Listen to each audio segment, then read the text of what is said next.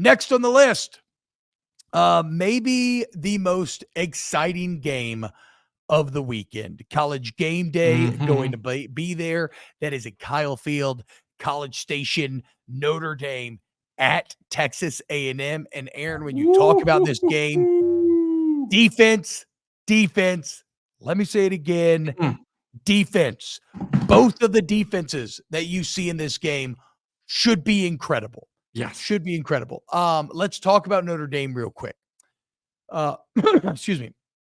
5 players. There's 11 guys on the field at any given time, guys. 5 players in Notre Dame's defense made the top 10 of their respective positional rankings.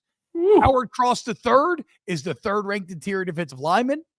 Riley Mills is the 10th ranked interior defensive lineman. Jack Kaiser, great linebacker name, 7th ranked linebacker. Benjamin Morrison, 2nd ranked cornerback in the entire country. Xavier Watts, the safety, won the Nagurski last year.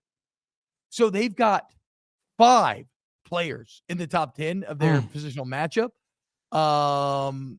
I think they've got like the 6th best defensive line overall, 3rd best secondary. This Notre Dame defense is out, and they got Marcus Freeman, who is a defensive guy, and that's what he came up in. This Notre Dame defense is one of the best in the entire country. It is one of the best. There's no doubt about it. And first time saying it, we'll say it a lot this year. What travels? Defensive run the football, and they got the defense. I think that they are going to have to play elite. As good as what they're ranked heading into the preseason is how good they're going to have to play in this football game if they want to win it. This will be a low scoring, I think, really good football game. I know people hear low scoring, they think, oh, boring, blah, blah, blah. Like to me, this is going to be one of the games that especially if both quarterbacks play cleanly, like efficient, clean football. Yeah. This is the type of game that I personally will enjoy. Like that 20-17, 24-17 kind of game, great defensive plays, great big 3rd down stops, nice red zone stops, forcing the field goal. Like that's going to be the feel of this football game because of these defenses. And if Notre Dame's going to want to be the playoff team that some people think they are, this is going to have to be one of the best defenses in the country. So not the biggest challenge for them with the A&M offense. I think there's some question marks that we'll hit for A&M when we do get to them. But I'm with you, man. This defense is, once again, with one of the best young defensive minds in the game, coaching them up, one of the best defenses in the country. I mean, remember, they almost stopped Ohio State with 10 players on the field, right? Like, and they're even better this season. So, but that's Notre Dame's defense. What about A&M's defense? Because like I said, it's both teams here. A&M's really good at every level. Doesn't quite have the high superstar individuals that maybe Notre Dame does littered throughout, but a very good secondary, very good linebacker core. Tommy Moffitt, through the grapevine, I'm hearing that he thinks one of the most physically talented linebackers core he's ever coached. But with A&M, I just feel like you have to talk about that D line. And we have talked about it on the show before. You go and get Nick Scorton from Purdue, the Big Ten's sack leader, 10 sacks, 15 tiffles last year. You get Shamar Turner back, and he's gained like 20 pounds of muscle. He had 10.5 tiffles and 6 sacks from the interior last season. You go to Bowling Green, get Cassius Howell, 9.5 sacks, 10.5 tiffles. And I want to get to this super chat by Marty Funkhauser. He says, A&M and Notre Dame will come down to which O-line is less crappy. Here's something that's a bit interesting. A&M's O-line, very good tackles, weak interior. That's not great because, as we said, Notre Dame has 2 top 10 defensive tackles in the interior. That's a matchup to watch. It's actually the inverse when you flip it. Notre Dame's tackles, both going to be first-time starters. Remember, their guy who was supposed to start, who already was going to be a first-time starter, got hurt. So now you're going to have 2 fresh tackles on the edges for Notre Dame having to block that D-line in that environment. That environment too. We just talked about the swamp and what that could do to teams when it's rolling. Kyle Field, College Station, primetime game, first game of the season, a new head coach that you're ecstatic that is there. It will be shaking. And plus, guess what? The head coach knows the quarterback intimately because he was his quarterback last year at Duke and Riley Leonard. So Yeah. which so I'm Well, sorry, which how do you measure that, right? It's like a well, let's theme just that get we're let me gonna get to the explore defensive through some. line first real quick. Like, so Yeah, then who truly has the advantage? I think both defense lines had the advantage. I would say yeah. crowd noise on top of that, A&M of the 2 defenses probably has the advantage in the game because of that, 'cause they're very But similar though. then at the same time, Notre Dame's defense is, I think, slightly better. So Yeah. A&M may have more of a situational advantage, but Notre Dame has an advantage of just maybe being more rawly talented. Let me know here. Okay.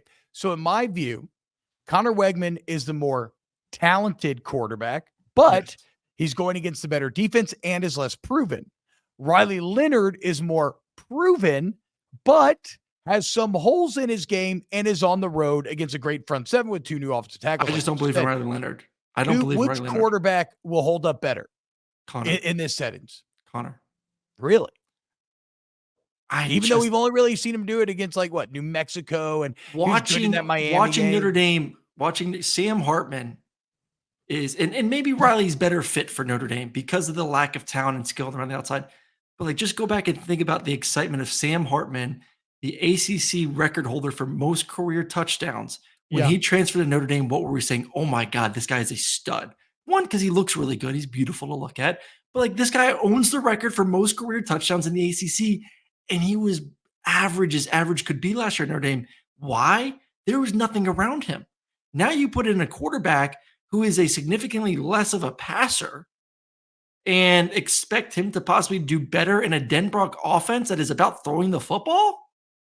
Mm. I just don't like the match between them. And maybe it's gonna the offense is gonna be all zone reads and RPOs, and he's gonna run the ball a million times, which can he survive with that type of offense? I don't know. But I just don't think he's a good enough thrower from what we've seen from Denbrock over the past few years and what his offense Yeah, looks that's like. true.